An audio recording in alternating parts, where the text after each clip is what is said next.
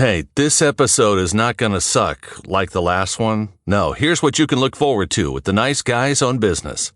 You know, a lot of it was digging deep into yourself. You can only be as good of a coach and leader and somebody who makes a difference as you are who you are. So I've done a lot of work on myself. I can tell you after 20 grand of therapy and personal development, I know my shit. Today on the Nice Guys podcast.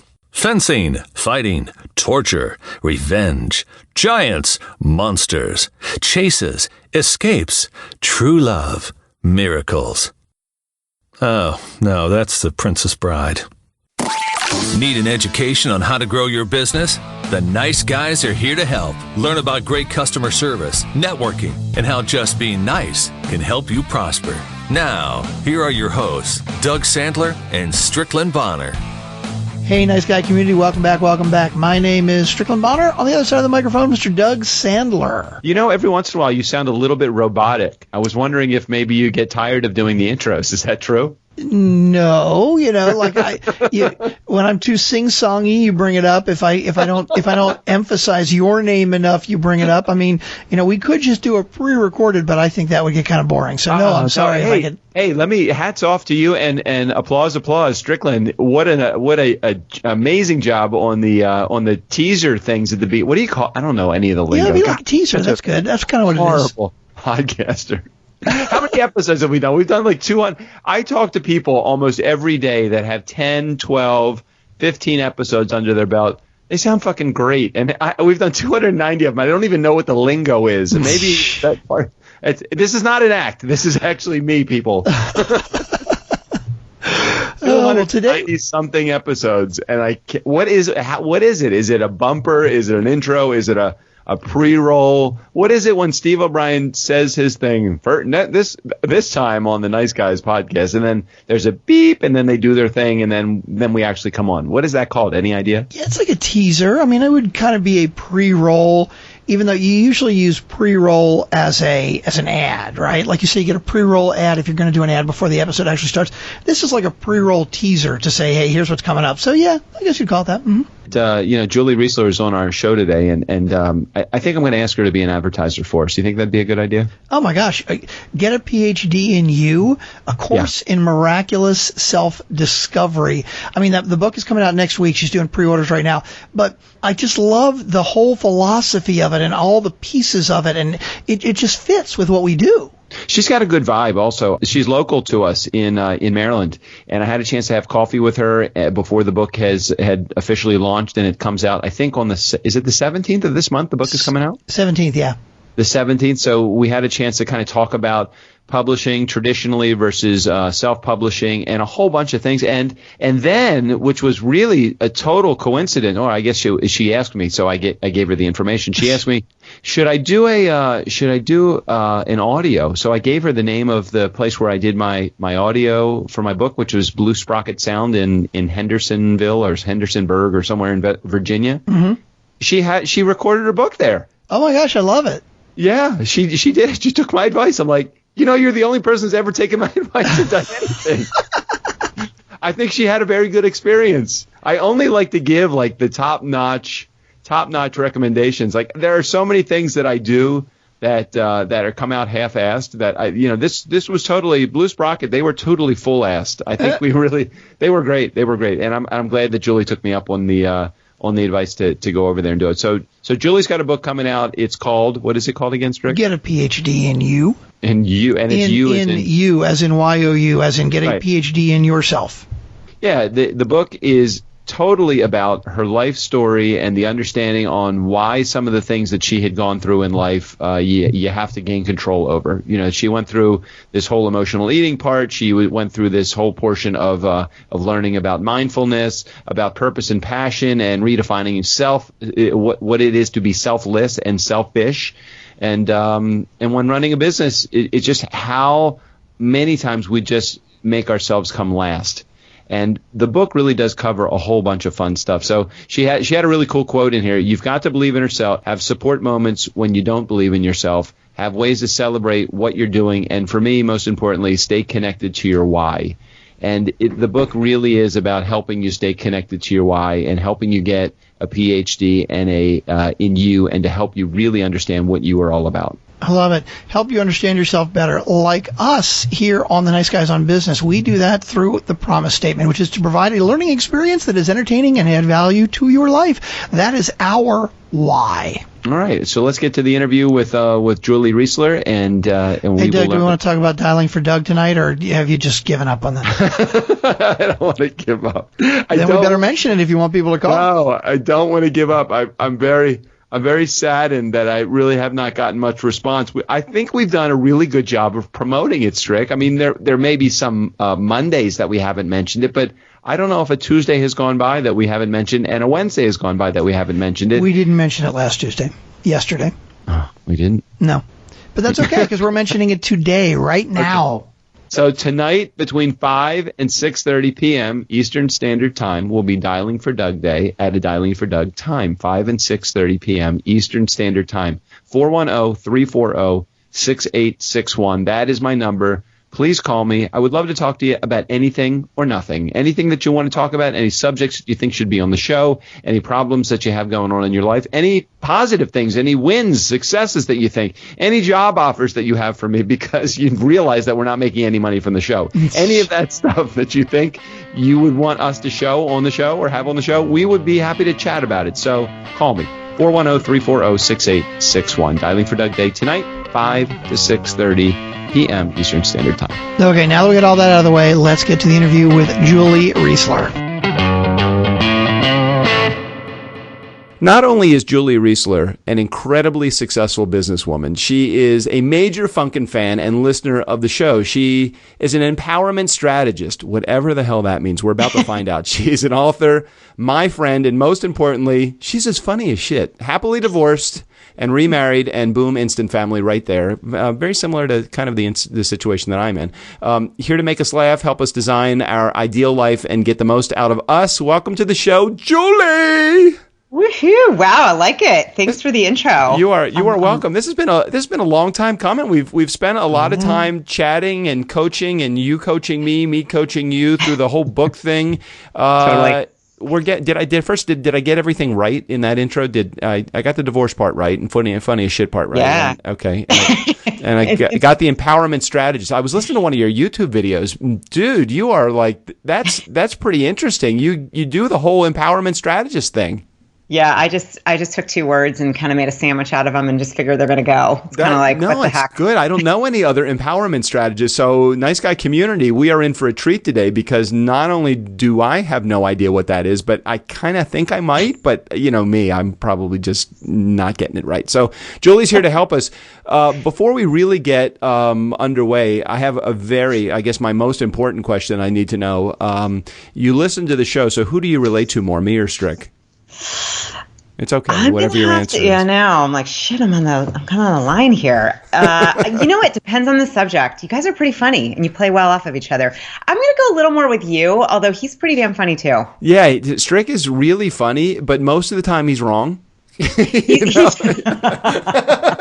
he can't be here to defend himself. I know, it's like he's not even there. It's great. All right, so is there anything? So as we kind of start the process here of talking about like the reason that you're on the show and the things that you can offer to the Nice Guy community, talk about this book thing, because that's originally, I think we came together through a common friend that we have.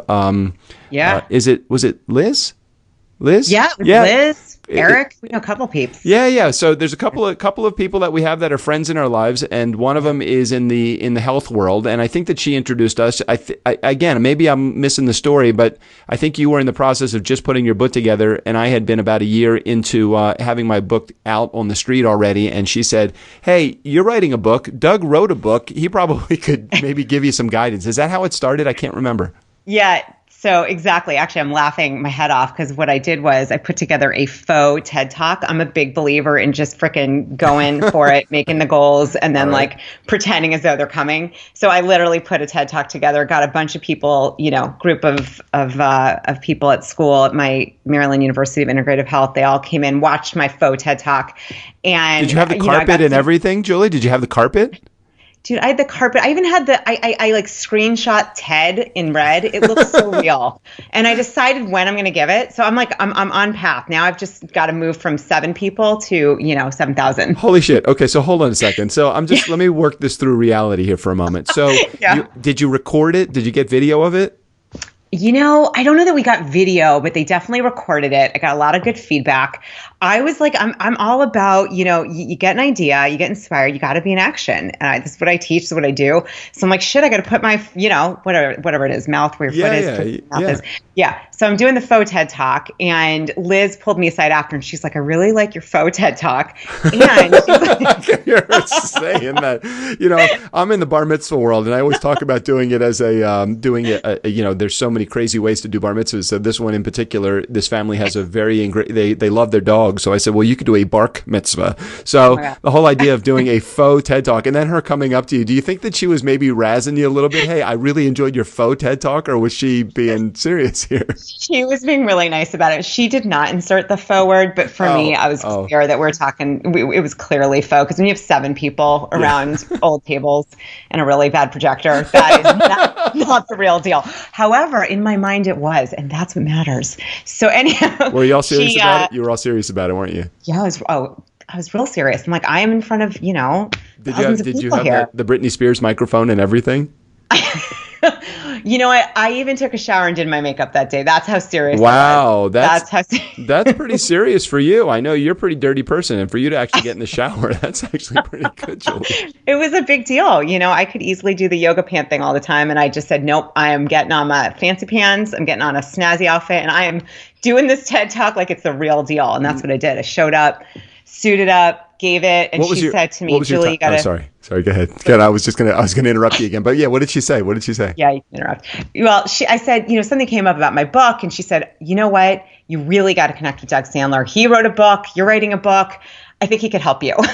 He's divorced and remarried. You're divorced and remarried. You guys are like made in heaven. You're like, your whole life has fallen to shit. Both of you should get together. Right. You both have some shit going on. You have some association with, similar stuff. You've both done the big D word. Definitely should put you together. And that, I think I sent you that crazy ass email where I put like 50 hearts because I was trying to follow suit with your hearts, and I'm thinking, all right. Oh, don't ever try to keep up with my hearts. It's physically impossible to keep up with the amount of X's and O's I put out into the world. You know that, right? Hey, I'm like an emoji whore, and I could not get over. Like, you have more emojis and more X and O's than I do. Oh, you definitely are. I love how you phrase that. You're an emoji whore. Every time I get an email from you, I get emails, and they're all emojis, and I'm trying to figure out, okay, there's a story in emojis here. Do you know that they wrote the book Moby Dick in emojis? Have you heard that? Have you heard that yet? You can actually read Moby Dick, and it's filled with emojis. I don't know if there's words in there. I'm sure there's got to be words, but because it would be impossible to tell an entire story that way. Lord. Yeah. So give the nice guy community as someone that is about to. What's your book called? Let's share that. Let's move on from the faux TED Talk to something that's really happening. I'll let you know. We'll do a podcast when I am actually doing a TED Talk. Until then, 5 years, 10 years down the road. Okay. No, my book is called Get a PhD in You. Play on words. Okay, so but you have somewhere between 12 and 200 degrees. I lost track of how many you have. So my big question about that is, have your degrees helped you, or have they gotten in your way? Oh, it's a good question. So I don't have a PhD yet, although I do have a PhD in me. I would say that my degrees, I would say it's both. That's the whole thing. A lot of the things that we usually study are about other subjects. Now, I happen to do a master's in coaching, which is a lot about personal development. Like me and Tony Robbins, we're kind of, we're buds. Mm-hmm. Yeah, we're the same. If you average our incomes together, we're actually very wealthy. If you look at mine specifically and compared to his, I'm in deep shit. So. Right, exactly. But together, we're doing damn well. Right. You know what I would say is that the work that I did a lot of personal development work, both, support groups and literally, programs that I spent thousands of hours literally doing a lot of like self-reflection, looking inward, all that crap. And honestly, a lot of that is really what has made a difference. I would say the certification certifications have added to it. My master's program was amazing. I mean, I'd highly recommend it. I got a ton of, a lot of it was digging deep into yourself. You can only be as good of a coach and leader and somebody who makes a difference as you are, aware of who you are. So I've done a lot of work on myself. I can tell you after 20 grand of therapy and a ton of development, I know my shit. So what's your day-to-day grind? I mean, what do you do on a daily basis and we'll talk about how this can relate to helping the Nice Guy community that's listening so that we have something that's relatable and they understand. And part of your story, it's this, the amazing part of the story, and the part that I guess everybody loves to hear is that struggle, is the stuff that's, hey, this is really hard. Putting a book together is really not an easy task, because beyond the writing, there's all the marketing side and the networking side and all of that stuff. So from a degree perspective,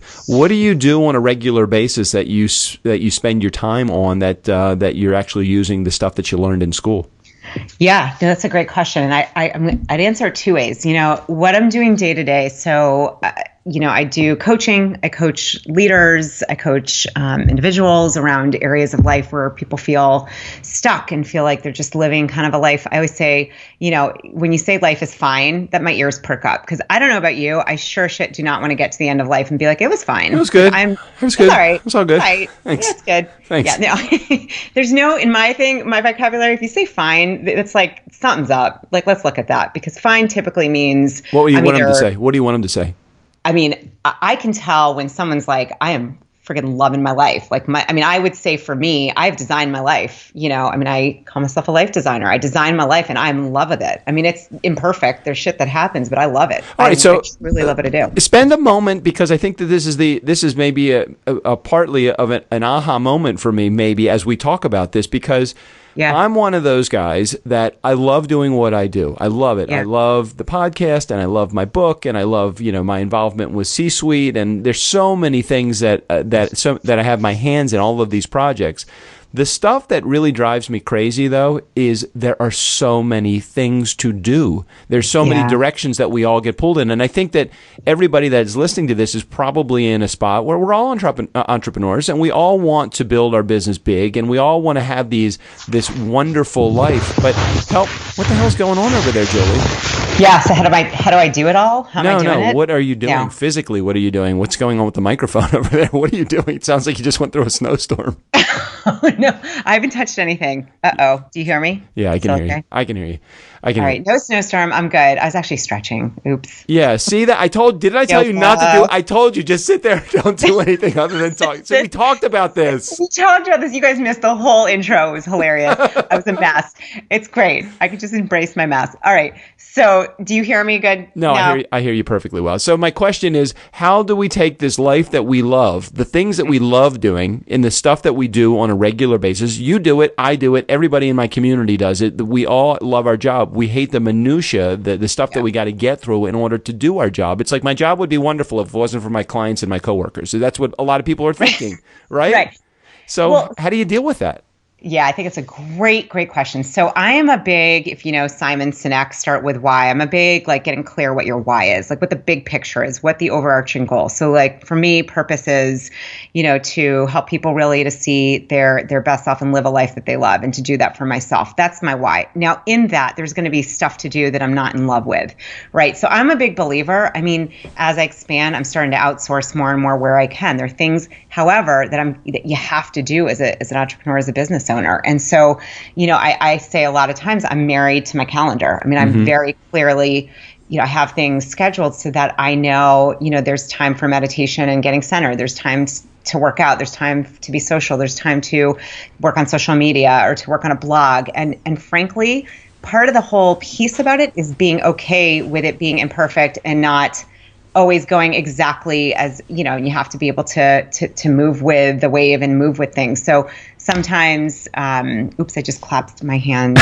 We talked about, I just said, sit still. No, moving. Okay, you're moving. Obviously, I am a mover and a shaker. I do not sit still. I'm just kidding. Yeah, you're doing great. No, so, being able to be okay with, things come up. I mean, I just got a brand new client. It's awesome. I'm going to be, I teach a lot. I teach in government and companies and organizations, and I speak. And it's all about, first and foremost, how to really get connected to what's most important to you, and then how to be strategic in doing that, how to be heart-centered, how to make time. If we're just doing career, I'm in love with what I do. I could do it all the time, but I'll tell you what, my husband and my kids don't love that. Right. So, right. Getting priorities, for some of you, one of the things I actually added in the back of the book is it's a really cute wellness wheel. Every little section has a P word, like purpose and passion and all that. So looking to see, where are you taking time out to really nurture your soul? Are you taking time to move better? Are you taking time to be sociable? I could easily sit at my computer in my loft for 9 hours, just hyper focus. I love what I'm doing, but that you're not going to get the best result. You have to, so it's managing a lot of different things. And I would say sticking with what you're awesome at. And as you get bigger, expand, try to outsource when you can, get people on board, barter, find people that can help you. I am not too proud to beg for help. No, I get it. And I think that the smart ones are the ones that do ask for help in the spots that they know that are not their strong suits. You mentioned in some of the show notes that you had written, or some of the notes that you had written to me in before you came on the show, when running a business, often self-love, self-care comes last. Yeah. So spend a couple of seconds talking about what that really means and why we kind of oftentimes will miss the boat when it comes to that. Again, as business owners and people that are very creative, we do spend so much time in our business and we forget about that self-love, self-care, and that comes last. So talk about that for a moment. Well, this is definitely my jam, so I'm excited to talk about this. Look, I'm a big believer. You go to the airplane situation. What are you told when you get on the plane? Put your oxygen mask on first, right? Right. So, if you have little ones, anyone that's listening has little kids, little people, the idea of putting it on yourself first, it's kind of a weird, what do you mean I don't put it on my children first? But I really believe that is an awesome metaphor. If I do not, honor myself and honor the purpose and reason I'm here and give back to myself and really, a lot of the stuff we say to ourselves, if we started to really listen, is not kind. I've worked with a ton of clients and they did a little research journal on crap they say to themselves. And let me tell you something. It's like, you wouldn't say that to your worst enemy. No. I don't know. Some of the shit I say, I'm like, I wouldn't say it to my cat, I wouldn't say it to anybody. And so really getting that how you are to yourself is going to be projected in how you are in the world. That's my belief. And so to give, to make a difference, however that looks, whatever your business, your way of touching, the planet, making an impact, I'm a big believer it stems from, it has to start first from within. So it's crucial. To me, it's number one, starting each day, getting centered, breathing, meditating, whatever fancy word you want to use, getting centered and grounded. It is crucial. It will literally, I believe it's made the biggest difference in my being able to connect. Well, and you said it saved my butt. So that's directly a quote from you. You said mindfulness saved your ass. So, How? Yeah, here's the vulnerable part. All right, I'm ready to share. Share, baby, share. Yeah, here we go. Well, I'm sure there's some people out there that can relate to abusing food, eating food items when, for me, it was like any emotion. It could be happy, sad, frustrated, envious, anything. My former pattern was I would have an event that happened or something that happened and I would feel maybe bummed. And what did I do? I'd go and buy M&Ms. Or, I used to work for a major, franchise restaurant chain. And, we had bagels and cookies and crap all the time. It was like a nightmare.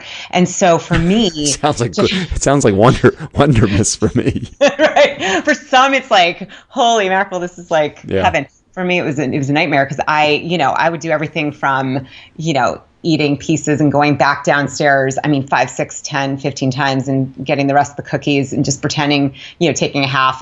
I'm so manipulative with food. It's just not even funny. Eat it out of the trash. It was lovely. Really lovely shit. Yeah. Awesome. I know. You're like, I'm done talking to you. But you know what? There are other people who are listening. I bet you can understand. Food can be like a drug. It just, you don't get pulled over for eating a Twinkie, but I think you should. So share with how that actually comes into how does that and mindfulness, how are they connected together? Yeah. So the way that it's connected, look, a lot of what I had to do was look at what the heck am I really looking for? Why am I turning to something else? Well, it's a Band-Aid. And what was happening is I was so used to the pattern of using food to just block what I was feeling. And so when I started to really did a lot of looking at myself and working on getting, quieter and trying to get more in tune with what was going on, what was I really hungry for. And I just started with a simple suggestion to breathe for 1 minute every morning. And it was like literally that simple. And by doing that, it just, it trains our brain to pause. I mean, it's like this miracle elixir that's free. So, today I teach it, and I just, by literally building that pattern of sitting still and friggin' breathing, I mean, it literally shifted how I reacted around food. I mean, today I'm actually pretty normal with food and dealing with stress and emotions. And it's miraculous. I mean, I don't take pills, I'm not dieting, I can tell you that you are far from normal. Yeah, I'm not that normal. Maybe those areas in your life you have resolved, but far from normal. Yeah. What's really interesting about the whole mindfulness thing, and I know that we've talked about this topic many times on the show, in meditation and mindfulness and just getting centered. I actually look forward to those 2 times in my day, that 10 minutes in the morning as I sit on what I guess they call it sitting on the cushion or on the cushion, and then those 10 minutes at night before I go to bed. It really is a great way to wake up, and it's a great way to right before you go to bed as well. And it does put everything in perspective to me, because it all comes back down to your breath, and it all does come back to you can focus. And sometimes when you feel you're out of control with everything in your life, if you even have that 60 seconds, I mean, I'm at 10 minutes. So for me, it's not even a very long period of time, but it's just enough for me to say, okay, life is actually really good, and it feels good, and you can focus on stuff. And it sounds like it's done the same thing for you. Totally. And that the whole idea that like attracts likes, the more that you're focusing on being in the moment and being, I mean, what do we have anyhow is the moment. We just forget that. We get on autopilot. I mean, this is like, most of our society tends to be on the go. I mean, I'm included. I see myself on my phone around my kids. I'm like, shoot, I got to just pause and breathe and be present. Right. And it's really, look, I mean, I'm a big believer. I think a lot about this. I think about when I get to be 96 or 100 or 150 or however long I'm going to live, and look back and say, I don't want to miss the moment. I mean, I don't want to miss moments that add up to a long list of moments. And this is a phenomenal way to really build presence. And it's definitely, I mean, it's changed my life in all different areas, but certainly around, my awesome relationship with food. It's definitely shifted that. I mean, I even put a film together on it, and it's something I've been showing around the area just to kind of build awareness, because many people, it's very common to turn to food. Oh, I agree. I agree. Yeah, food is especially in our society, with food being as prevalent as it is, and as it really is, the things that we put into our body, the processed foods and the sugars and the sweets, and they're so addictive, and it's very challenging to get away from the donuts, to get away from the carbs, to get away to actually, you have to go out. It's so much easier to find processed food than it is to find organics or whole foods, and it's very challenging to get out and get a good meal, without totally put the donut down. Put it down. I want to read a quote that you had written, and I just want you to spend just a moment just talking about it afterwards, because I think that it's all part and parcel of the subject that we're talking about, which is believing in yourself. So here this is a Julie Reisler quote. Nice. You've got to believe in yourself, have support for moments when you don't believe in yourself, have ways to celebrate what you're doing, and for me, most importantly, stay connected to your why. I know that the why part is directly from Simon Sinek, because I think that as you said earlier, you're a big believer in him. But can you explain what you mean by the believe in yourself? It maybe goes further than the obvious of just believe in yourself. So what are you talking about? Yeah, that's great. Actually, I was like, wow, I don't remember writing that, but I really believe in that. So it still rings true. Well done. Yeah, I was like, shoot, I'm with that. Well, here's the thing. Look, I'm sure everyone who's listening is an entrepreneur. If you've started something, I mean, this is you're going into a place that's unknown, a territory that has not been, the path is being literally laid down day by day. And so for me, what's really helped me in my career as it's expanded and expanding is really getting clear who I am and what I'm here for. You can call that your purpose, your passion, your why. And so getting that, grounded in what the heck, what the belief am I here for anyhow, right? And when you get that, that and believing in that. So what I've noticed is miracles, and I'll use other words, like just amazing, incredible experiences, opportunities have just opened up and are opening up because I am so connected. I'm seeing people also doing that. And you're somebody, I really get the sense that you're connected to why you're here. And so believing in yourself, it's so easy. It's so easy to say, I've never done that. I don't know how to do that.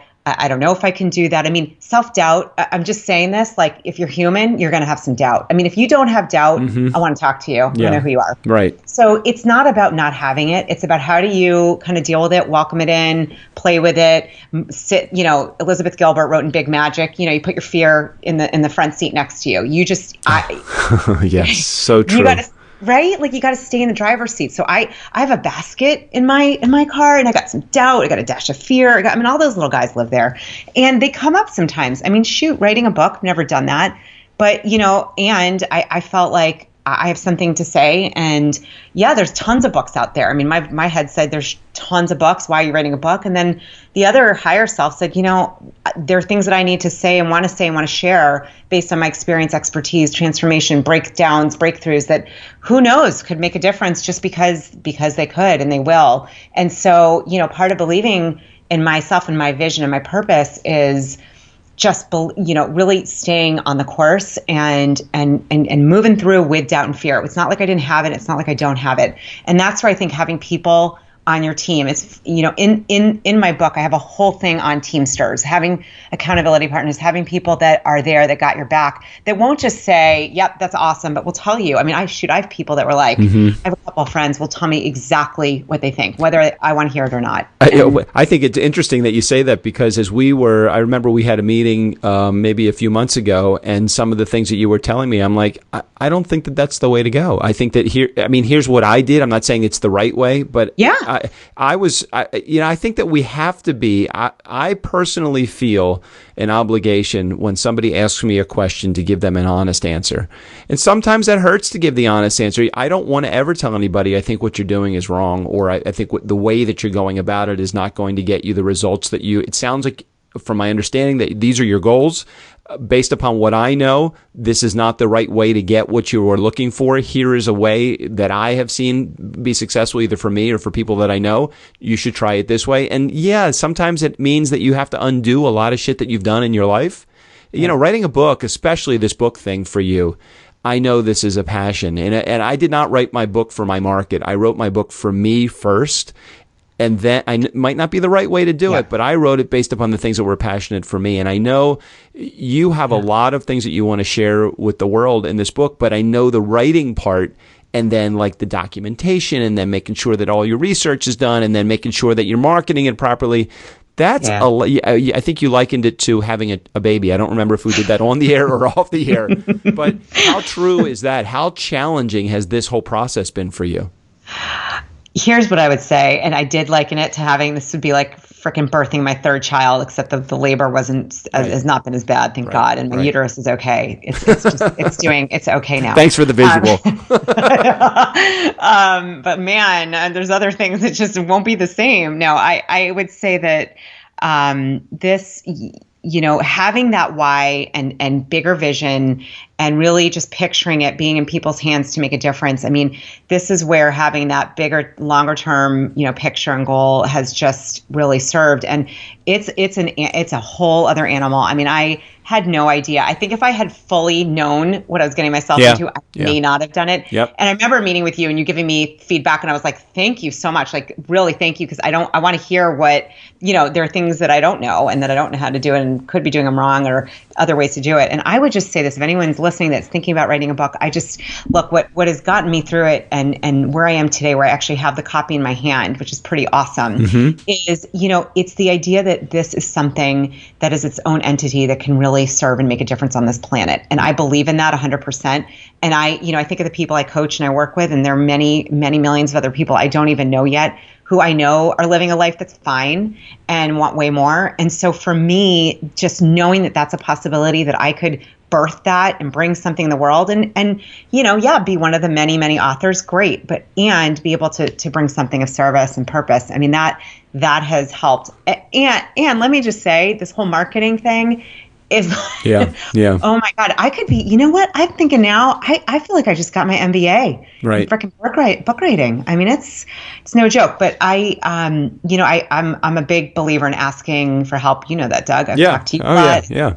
Asking people that have done it, ask people that have gone before you, and definitely believe, if you believe in what you're doing, you know, if that impulse came for a reason, and I felt like I got that impulse and that desire to write this for a reason, a higher reason. And for me, it would like not be okay to not fulfill that. So, you know, it's definitely been something, I'd say it's a labor of love. And that is why I feel like I'm freaking birthing number 3. But thank God. And most people that have done this, or most people that are thinking about doing it, there's the personality type that says, once I know everything, I will start. And then there's the personality type that says, there is no way I'm going to know everything, so I have to start. And then there's the people that says, I'll figure this out as I go along. And I am that last one. I am the one that says, I have no idea how to write a book, but I do know that there's people that have written books before. And if somebody else has done this, I know I can do this too. Totally. Right.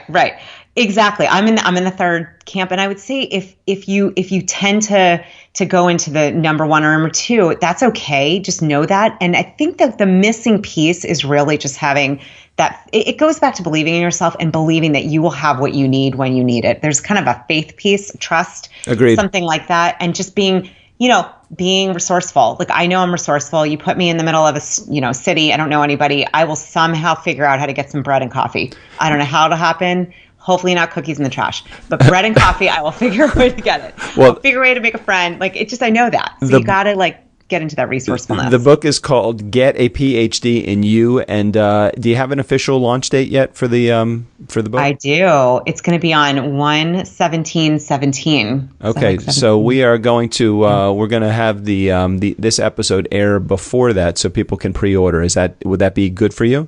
Absolutely. No, I would be honored and thrilled and love to have people pre-order. And once they get it, I mean, I really want to know how this is making a difference in your life and others' lives. I really want to hear how your life is changing for the better and what you're noticing and discovering. I mean, that's the whole purpose. So, Julie, will it be on Amazon, or are you just going to sell it through your website, or how are they going to be able to access the book? Yeah, it's going to be on Amazon. My website, which is getaphdinu.com, will have all the links as well, but it will be on Amazon. It's going to be an Audible. Okay. Thanks to you, Doug. Yep. Wait, have you figured out where you're going to record yet? Are you still working? Dude, I already talked to them. You know me. I'm like in action. I already. You called Blue Sprocket? Baxter and Taylor. We're friends. Oh man, you called them. Excellent. Yeah, they made me feel like a professional. I mean, I went in there and you do voiceover work. Don't you do voiceover work anyway? Or is that a field that you're looking into also, or I forget.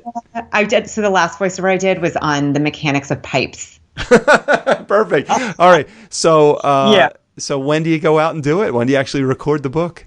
So we're gonna find a day in January. We're just that is so ridiculously incredible. You want to come? You want to help me? It is an excellent. You will enjoy the studio. It really is fun. If I can put it into my schedule, geez, that's like an entire. That's like you're going to be recording that. That's like probably 6 hours of sitting in a studio and actually talking into a microphone. You're going to love it. It really was a good. Of all the experiences that I had when I went into when I published my book, the recording of my book made me feel the most professional ever. It was cute. I love it. It was so great. fun. It was great. Yeah, because you're in a studio. I mean, hey, and you can tell. Obviously, I don't mind talking. So hey. No, and Nice Guy Community, she does not mind talking. She will actually, she will talk your ear off. If you have not, yet checked out Julie's book on her website, we'll make sure that we put a link in the show notes. As of the date of recording, I don't think we yet have I looked up on Amazon, I didn't see it on Amazon yet, so you'll have to give me the link when it actually is posted, so that we can put it in the show notes when the show actually airs. Is that cool? Absolutely. I would love it. That's Thank great. you. All right. I have 5 quick questions. I want to ask you the 5 questions because we are running extremely short on time.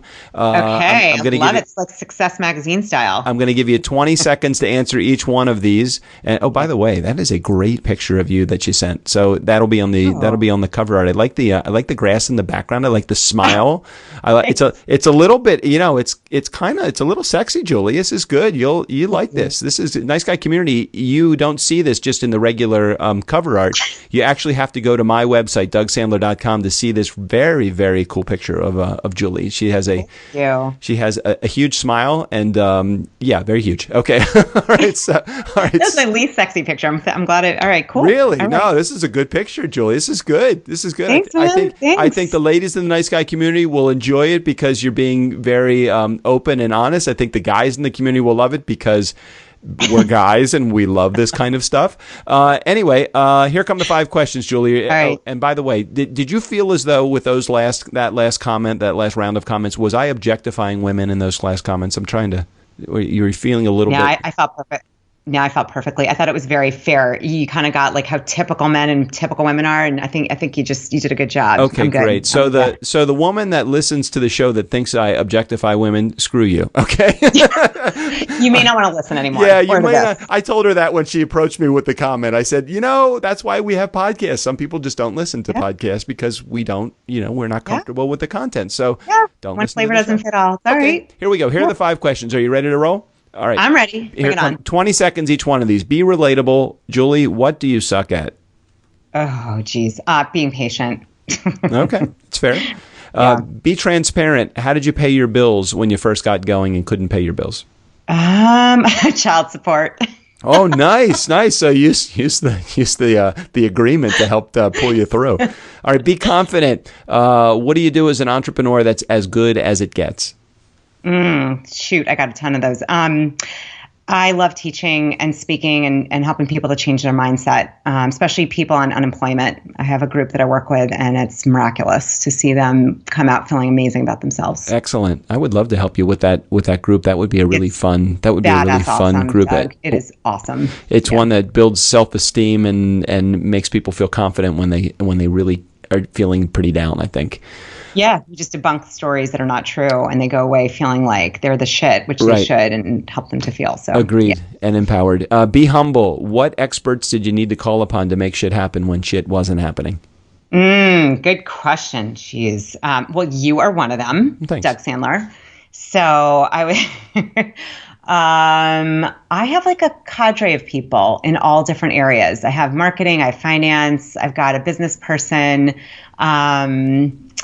My friend who's done a book before, Paige Ryan, she has a book. Kimberly Wilson, who also, has a book and run a business. I have a lot of people that I've called upon to support me in all different areas. As I said, I am all good with getting help. Yeah. And you're definitely one of them. Seriously. Thanks, Julie. Thanks. Yeah. And last one, be realistic. Where are you going to be in 90 days and how far into the future can you see? Oh, I'm in Florida, and I'm actually recording a video. A friend of mine has it's a platform called SEOPA, Seize Your Passion. We're doing some videos and going to help her with some work she's doing all around passion. And how far into the future do you think you can see? Oh, good question. I can see it till about 69. Wait, 2069? No, I said when I'm 69. Oh, when you're 60. I'm like, wait a minute. Did you just throw a sexual innuendo at me? I'm like, what the hell are you talking about? I didn't even mean that. Just that rolled off. Okay, well, that's where I can see. I can see my 60s. I can see what I'm doing in my 60s. That's pretty 60s. good. I mean, I can see like the next 90 days, but beyond that, I get stuck. I really can. I can't see where I'm going to be. I'm 52 now. I can't see where I'm going to be in 5 years, in 10 years. I don't know. So many. If you were to say to me 5 years ago, this is where you're going to be in 5 years, I would be no fucking way. I mean, good, bad, and indifferent. All of these things, this road that we've traveled upon is just such a path that is not a straight line at all. It's that messed up, jumbled up mess of a line. Totally. Oh yeah. Bring on the mess. I mean, I have thoughts of what I want to do, and it's going to be messy, and bring it on. I have no idea how I'm going to get there, but it's all good, and it's been awesome. Amen, it's getting sister. better and better. I hear you. Do you have your cell phone anywhere near you? I do. Okay, I have my great. cell phone. Do you have an iPhone or something inferior? I have an iPhone. I don't have the 7 yet. That's okay. That's all right. My mom still has the 3S. It's okay. I don't know if they even make a 3S. Sorry, we will not put that down. It's okay. It's all right. Okay, go to your picture app for a moment. Okay. And tell me the last photo that you took. Picture app. All right, let's see. All right. Oh my God. Do it. Perfect. All right. smoked apple Chardonnay chicken sausage from Trader Joe's. Oh, yeah. Yep. I love Trader Joe's. We just had a whole episode, well, it's probably about a month ago now, and we talked about Trader Joe's and the quality of service there and the branding and awesome. everything. Trader Joe's is good. Yeah, that is a good one. All right, go to your texting app and tell me the last text message you sent and received. All right, last text message I received. Oh, this is so sweet. It was to my mom. I sent her a big smiley face with the smoked apple Chardonnay chicken sausage attached. And did she, of course, you used an emoticon because you're the emoticon whore. I totally am the emoticon whore. And my mom's in love with me. She says that she's the president of the Julie Reisler fan club. So she actually wrote that. Hey, and listen, I believe her. All of our Jewish moms are all presidents of our fan clubs. All right. She is of the J tribe. So yes. And I'll take it. Hey, you know what? Anyone that wants to say they're in my fan club, I'm there. And you want to say the president? Go for it. Yeah. I'm down with that. I am in the Julie Reisler fan club as well, and because deservedly so. I mean, you work hard, and I see the effort is actually paying off. It doesn't necessarily now it may be. I'm not saying that it's not in your particular case, but the dollars are not necessarily the only barometer of success. When you give someone advice and they actually follow it, or when you give somebody advice and they don't follow it, but they go their own path and they basically, do an incredible blowout of a great job, that's to me is so amazing just to watch somebody's rise. And over the last few years, I've gotten to see many people just completely soar, and it's great. And I love when we get introduced to people that need help, you help them, and they take your help, or they don't, but you would still watch them be successful. So hats off to you for doing all of that fun stuff. Thank you, man. I appreciate it. Well, I'm a big believer of I love to, be in my purpose and my why, make a difference, and be abundant, right? Like, why not have it all? Yep. And I just, it's been a gift to be able to do what I'm doing. And I am so friggin' thankful that I got to connect with you, and it's been super duper fun. I actually don't want to end this. I don't know. I think we're ending soon because I'm hearing your voice is changing. Yeah. So I think Is that really what happens? Does my voice change? Jeez, maybe it does.